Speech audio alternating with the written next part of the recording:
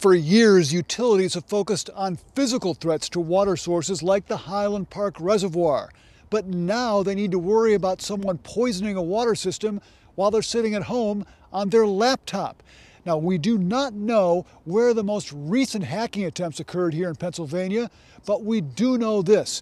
The concern stretches from the highest levels of the federal government all the way down to the smallest municipal water systems. It is alarming, and it is a vulnerable, very vulnerable business. Guy Krupa runs the Bell Vernon Municipal Authority, which supplies water to 2,300 homes and businesses. He monitors chlorine and pH levels from his office computer. He worries constantly about bad actors accessing that system and manipulating chemical levels. If you're adding more chlorine, you're adding more phosphates, it could throw the whole thing into just a crazy situation where you would have to drain reservoirs, people would be getting sick. It would just be an absolute nightmare. That nightmare scenario nearly played out earlier this year in Oldsmar, Florida. Police say a hacker accessed the water system and boosted levels of sodium hydroxide, a cleaning agent, to dangerous levels. A water authority employee was able to reverse the levels before any damage was done. How many utilities here in Pennsylvania have similar vulnerabilities to what was seen in Oldsmar? That's not something I can discuss. Following the attack, the PUC did share cybersecurity tips with all the state's utilities, including the 2,000 municipal authorities like Bell Vernon that are not regulated by the PUC.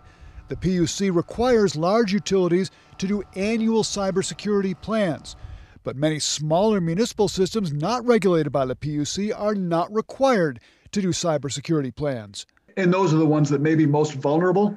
Potentially. Last month, the Pennsylvania Water Action Response Network, a group of municipal water agencies, told members in this email that 2 systems were victims of recent cyber intrusions, hackers installing a web shell that enables remote access and control.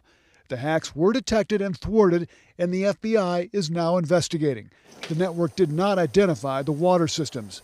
A cybersecurity expert at a Warrendale-based company that works with utilities tells Action News Investigates the number of hacking attempts is on the rise. Probably the most common thing we see is pure asset damage, where someone tries to take these very expensive industrial assets, these pumps, these valves, these processing plants, and they try to damage them so that they're not operatable, so that they can damage the water supply just by stopping the process. If one of these actors were successful, how big a public health threat could it be?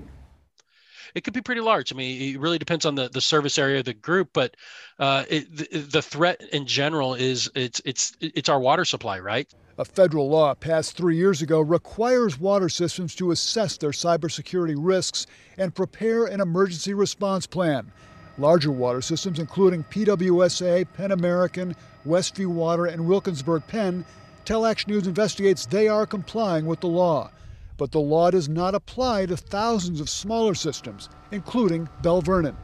Last week, Action News Investigates asked Transportation Secretary Pete Buttigieg about the potential threat. How big a concern is cybersecurity at water plants, especially these smaller water plants? You know, it's very important to make sure that the critical infrastructure of this country is secure, and that's increasingly a cyber issue. So we've got to make sure that we're supporting local governments, big and small, and I can tell you that's an active effort. But Guy Krupa in Bell Vernon says he does not even have enough money to hire an IT consultant.